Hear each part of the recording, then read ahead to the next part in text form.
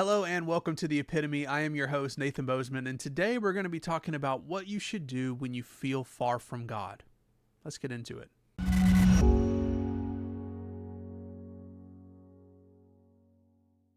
Quick personal testimony. About a month ago, I myself was feeling a little bit distant from God, and I read this book. It's called When I Don't Desire God by John Piper. And I thought it was a really good book, and it really helped me. And I'm going to give you 5 tips that will hopefully help you in your walk with God from this book. And I'll leave a link to the book in the description below in case you want to pick it up. It's not going to be an affiliate link or anything, but if maybe this helps you and maybe you want to get closer to God, this can help. Here are those 5 tips. We'll start with number 1. Our first tip is pray to have your eyes opened. In the opening to chapter 5, John Piper says, "There is more than one kind of seeing. Otherwise, Jesus would not have said, 'Seeing, they do not see.' It is possible to see in one way while not seeing in another way.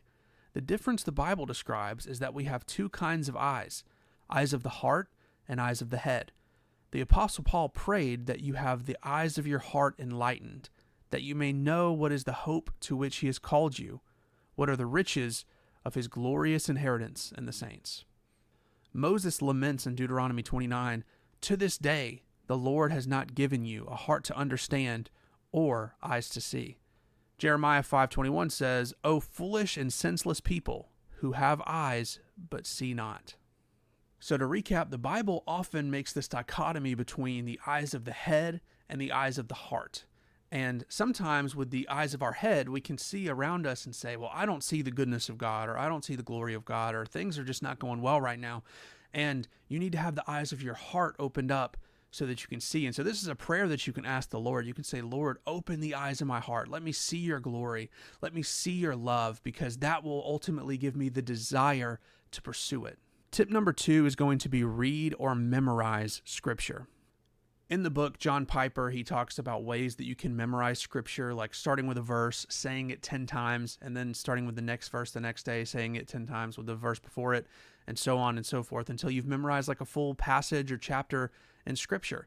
And so this is an important thing. And here are some verses that will help us to kind of get in the zone and understand why it's so important to read and to memorize scripture.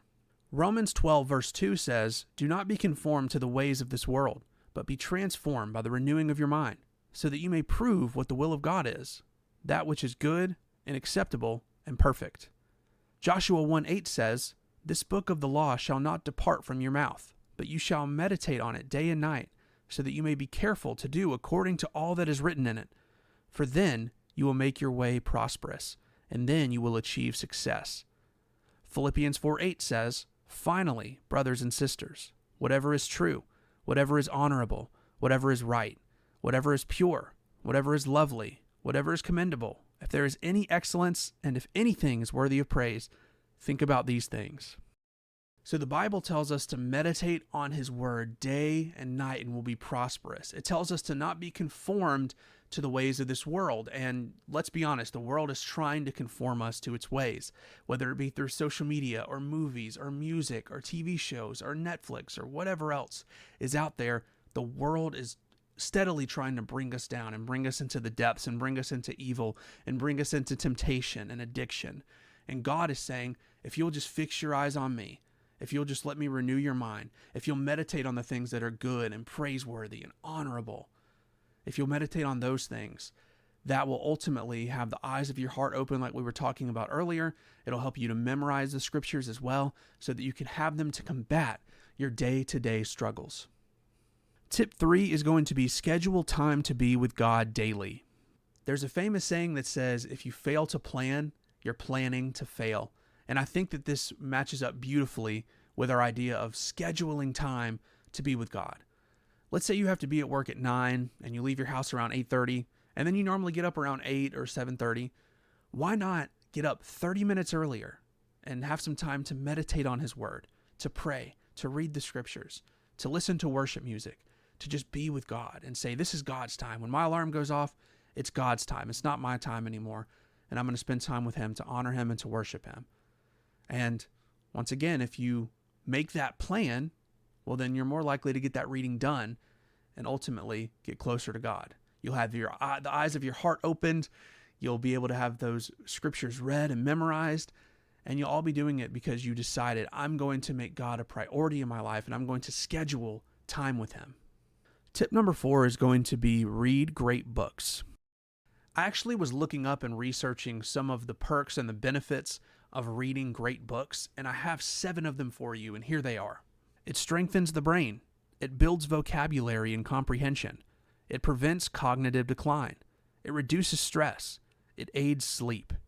It fights depression symptoms, lowers blood pressure and heart rate, and it helps you hear other people's perspectives and empathize better. So we've got all these great benefits to reading books, but on top of that, it's so important to learn from those that came before us. We're not born into a vacuum. We're born into a culture. We're born into a society, and there have been some great minds and great Christians that came before us, whether it be those like Jonathan Edwards or John Owen or Richard Sibbes or Irenaeus or Ignatius or John Chrysostom. There's so many great authors out there to read from and to learn and to get closer with God and to see how they meditated on the scriptures and to learn from what they thought. And finally, look for God within music and art. You might be thinking to yourself, how does music and art get us closer to God? Well, I'm here to tell you that God gave us the ability to listen to music and have pattern recognition.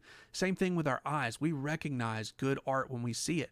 And that's because God put that in us so that we can see his goodness in creation. We can see his goodness in the trees, in the oceans, in the skies, and the moon and the stars, all because he gave us the ability to recognize beauty.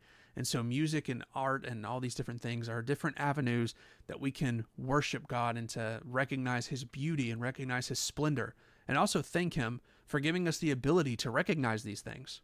So to recap, our 5 tips for when you don't desire God are: pray to have your eyes open, read and memorize scripture, schedule time to be with God daily, read great books, and look for God within music and art. This is pretty much going to wrap up our discussion on 5 things that you can do if you're feeling far from God. I really genuinely hope that this has been helpful to you, and share the video with someone if you know that they're struggling with their relationship with God too. Hopefully this will help them. Like the video if you enjoyed it. Subscribe to the channel if you're new and you want more content just like this. This has been The Epitome. I'm your host, Nathan Bozeman. We'll see you around.